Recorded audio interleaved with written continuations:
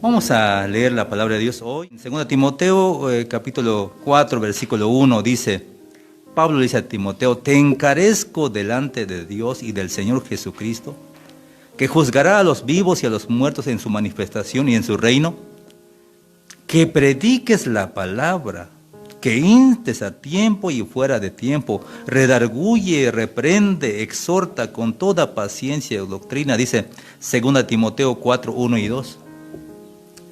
¿Qué tendrá tanto la palabra de Dios para que Pablo le diga a Timoteo, te encarezco, te lo pido, que prediques, pues, en el nombre del Señor, que prediques el Evangelio de Cristo Jesús? Estamos en el mes de agosto, estamos celebrando el mes de la Biblia, y vamos a ver que la palabra de Dios es tan maravillosa, mis amigos, mis hermanos. Toda persona muy leída, estudiada, que logre leer la palabra de Dios, seguramente cambiará su vida. Estoy convencido que así es. Porque podrás haber leído muchos libros de filosofía, por ejemplo, Platón, Sócrates, Aristóteles, Confucio, otros filósofos más. Lees libros de psicología, lees libros de antropología, de geografía, de historia, de conocimiento general de literatura, pero nunca encontrarás un libro como la palabra de Dios. Es el libro, el bestseller de los bestsellers más leído, el más vendido en todo el mundo, traducido en cientos y miles de lenguas a nivel mundial. Está en celtal, en chol, en tojolabal, en suajili, en otras lenguas del mundo. Es increíble la palabra de Dios. Por eso Pablo descubre el secreto de la palabra de Dios. Por eso le dice a Timoteo, te encarezco delante de Dios y del Señor Jesucristo, que juzgará a los vivos y a los muertos en su manifestación y en su reino, que prediques la palabra. A los hijos del tío Jairo, también es la recomendación que es para ustedes también que están viendo en este momento. Que aprenda cómo su padre, cómo estuvo predicando con pasión en un lugar totalmente pagano, donde no quería nada del Evangelio, y él con valor predicó esa región. Entonces, esa enseñanza es para nosotros, pero vamos a entender entonces ahora mismo por qué la palabra de Dios es así, porque es el bestseller de los bestsellers, el más leído de todos los libros. Allá vamos a ver, allá en 2 Timoteo 3:16, dice así, toda la escritura es inspirada por Dios. Aquí no hay autor, el autor es Dios mismo. Aunque hubieron 40 escritores más o menos que escribieron toda la Biblia, pero todos esos escritores eran como escribanos nada más. El que dictaba era el Espíritu Santo, que dictaba la palabra que Dios decía para que quedara a nosotros. Y hoy está aquí con nosotros esta palabra que es la palabra de Dios. Hay 66 libros, 39 en el Antiguo Testamento y 27 en el Nuevo Testamento, y fueron incluidos en el canon. El canon viene de la palabra griego que significa caña, o medir, también regla, y es la norma de vida de nosotros también. Ahí dice en la palabra de Dios en 2 Timoteo 3:16, toda la escritura es inspirada por Dios. He ahí donde marca toda la diferencia de los demás libros. Confucio escribió su libro de Confucio. Platón escribió sus ideas, lo puso en un libro.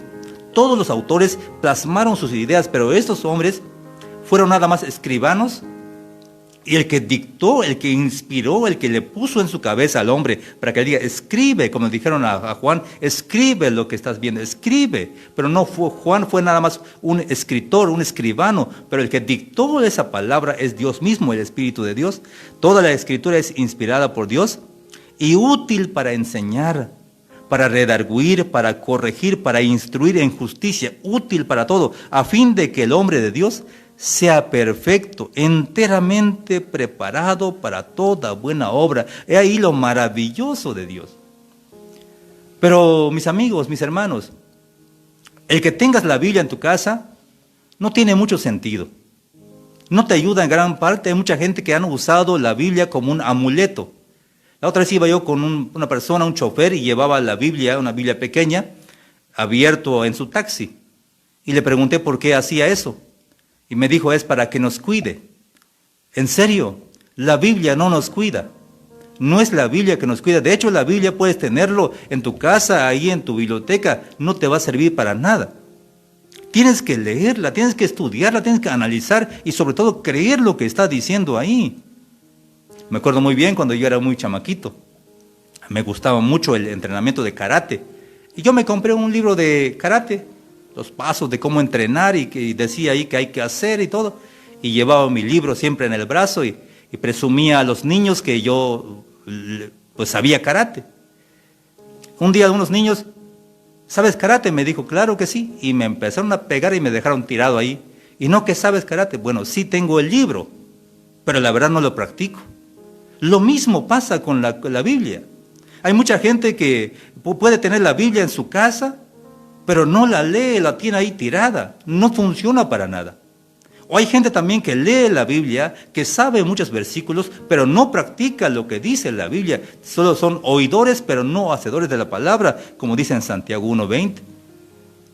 Es necesario que practiquemos lo que está escrito en la palabra de Dios para que así la gente pueda entender entonces el cambio que ha hecho en nuestras vidas la palabra de Dios.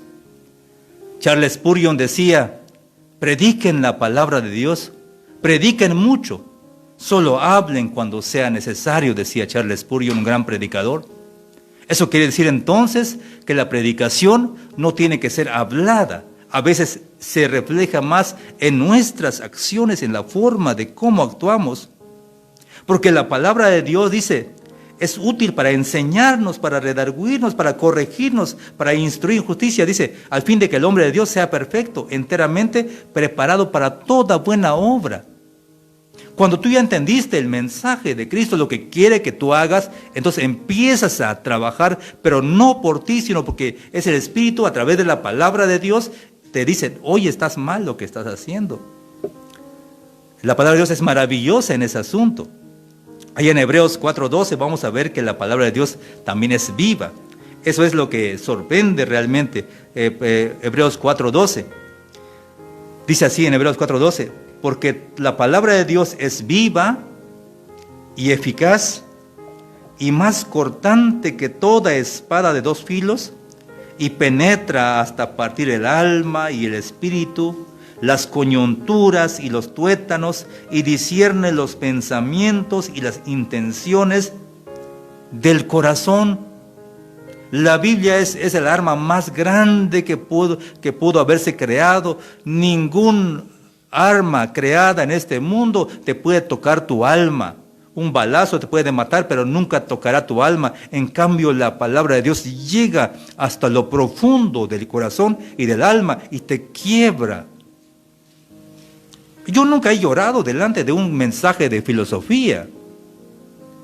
He escuchado de grandes conferencistas de filosofía y de antropología, pero nada más es información, pero nunca me ha llegado hasta el fondo del corazón como lo hace la palabra de Dios. Te pregunto a ti, que estás escuchando y que estás viendo a través del Facebook, ¿alguna vez tú has llorado mientras escuchas el mensaje del Evangelio de Cristo? ¿Te ha pasado alguna vez eso? Que escuchas al predicador hablando y ese mensaje te llega a tu corazón como que te quiebra tu corazón, te quiebra y empieza a caer tus lágrimas. ¿Te ha pasado eso? Solo eso puede hacer la palabra de Dios, porque la palabra de Dios es viva y es eficaz. Dice que llega hasta el alma, es capaz de penetrar hasta partir el alma y el espíritu. Ningún otro conocimiento creado por el hombre puede llegar al tanto como la palabra de Dios. Por eso hay mucha gente que veo que antes no quería saber nada del Evangelio, como me pasó a mí. Yo leyendo mucha filosofía, mucho materialismo, mucho comunismo, el socialismo, esa era mi materia favorita. Pero nunca me hizo tanta emoción como la palabra de Dios. Me llena de pasión y de gozo escuchar el mensaje de Cristo como nunca, como nada en esta vida. Por eso la Biblia es maravillosa, es lo mejor que puede haber. Hay mucha gente que se mete a criticar en la palabra de Dios, pero ni siquiera ha leído, no sabe lo que está en la Biblia. O si lo ha leído, lo llenó en su cabeza, pero no está en su corazón, porque hay mucha gente que sabe mucho de la Biblia en su cabeza, pero su corazón está vacía. Y eso es otro tipo. La palabra de Dios es la más atacada de todas. Muchas veces fue quemada. Por ejemplo, el gran filósofo Voltaire, que es un francés, por cierto, eso justificaba muchas veces para justificar mi falta de fe en Dios cuando yo no era cristiano. Decía, Voltaire dijo que en 100 años la palabra de Dios se habrá olvidado y la iglesia cristiana sería un museo nada más. Dijo Voltaire, un filósofo muy famoso, es un francés. Voltaire, puedes buscarle sus libros, puedes leerlo para saber qué pensaba. Él dijo que en 100 años el evangelio quedaría en ruinas y que no serviría para nada, y que todos los cristianos quedarían al olvido. 50 años después de su muerte, en la casa de Voltaire se puso como un almacén de la Biblia, de la Sociedad Bíblica Mundial, y en su imprenta de Voltaire se fabricó miles de Biblias para la gloria de Dios, para que vean ustedes que la palabra de Dios es viva y es eficaz y nadie lo puede calmar, nadie lo puede cortar. Por eso dice San Mateo 24:35, Jesús dice, el cielo y la tierra pasarán, pero mis palabras no pasarán, dice el Señor. Por eso, mis hermanos y mis amigos que están escuchando este mensaje, yo estoy de acuerdo con la gente que rechaza el evangelio. Hay un profesor me dijo la otra vez que yo no quiero saber de fanatismo de la cosa de Dios. Adelante, es que no te ha tocado la palabra de Dios. Yo también fui como tú y más rebelde todavía, porque soy un apasionado en lo que hago. En la filosofía, en el materialismo de Marx, de Hegel, yo leí a Marx, a Hegel, y yo pensé que el cambio del hombre venía de la filosofía, pero no me imaginaba que Cristo podía cambiar las cosas. Y yo entiendo que digas, es que no quiero, adelante, pero cuando te toque la palabra de Dios, va a cambiar tu vida, va a cambiar tu corazón, te va a transformar para siempre tu mente, porque la palabra de Dios es viva. Y dice Jesús, el cielo y la tierra pasarán, pero mis palabras no pasarán, dijo el Señor. Eso de la pandemia, de todo lo que está pasando, de lo que está aconteciendo, eso ya estaba en la Biblia. Los que leemos la Biblia, eso no nos sorprende, sabíamos que así iba a ser y vendrán todavía cosas peores, todavía vendrán y ya lo van a ver ustedes también, lo veremos todos si estamos con vida. Dice que los padres se pondrán contra sus hijos, los hijos contra sus padres, habrá un caos total en la tierra, pero mientras tanto vamos todavía leyendo la palabra de Dios. En 1512, un acontecimiento que marcó la historia del cristianismo, William Tyndale, un hombre inglés que tradujo la Biblia del latín al inglés, porque antes, mis amigos, mis hermanos, la Biblia nada más estaba en latín porque consideraban al latín como un lenguaje sagrado. Entonces nadie podía traducir la Biblia en otro lenguaje más que únicamente el latín. Y que lo podía hacer, que lo hiciera eso, sería considerado como un hereje, como una herejía, algo en contra de Dios. Pero William Tyndale se da cuenta que la gente no entendía el mensaje de Cristo, porque su lengua no es latín y ellos hablan inglés en Inglaterra. William Tyndale se atrevió a traducir el Nuevo Testamento al inglés. ¿Y sabe qué pasó con él? Él fue muerto en la hoguera por traducir el Evangelio de Cristo. Pero pasó de tiempo después, el emperador, el rey de ese lugar de Inglaterra, permitió que se tradujera más Biblias en inglés. Ahora tenemos en español y hasta en celtal tenemos la palabra de Dios. ¡Qué maravilloso es! En la Biblia, mis hermanos, está centrado en la voluntad de Cristo Jesús. En San Mateo 18:14, ¿cuál sería la voluntad más grande del Señor? En San Mateo 18:14 vamos a leer en este momento. Si tienes tu Biblia puedes buscarlo en tu lugar, en tu casa. San Mateo 18:14. ¿Cuál es la voluntad de Dios, de Jesús? ¿Por qué dejó su palabra aquí? Dice así, San Mateo 18:14. Así, no es la voluntad de nuestro Padre que está en los cielos que se pierda uno de estos pequeños. Hablando de la oveja perdida. Esta palabra quedó escrita para que tú entiendas que el Señor Jesucristo, Jesús de Nazaret, no quiere que tú te pierdas. sino que tú te procedas al arrepentimiento, que digas, Señor, yo te recibo como mi Señor y Salvador. Esa es la intención de la palabra de Dios. Además de que te motiva, además que te ayuda, además que te aconseja, pero el centro de la palabra de Dios es que tú aceptes, que recibas a Cristo en tu corazón y que tengas vida eterna a través de Jesucristo por su muerte en la cruz del Calvario. ¿Qué es la vida eterna? Hoy hablaba del tío Jairo que hoy pasó a la presencia del Señor. Él cambió de domicilio. Deja de vivir en la tierra, ahora va a vivir en la vida eterna, a la mansión celestial que dijo el Señor. Y yo creo, ciertamente creo que así es, que en este momento el tío Jairo está con el Señor, allá a quien le sirvió toda su vida. Y eso es lo maravilloso.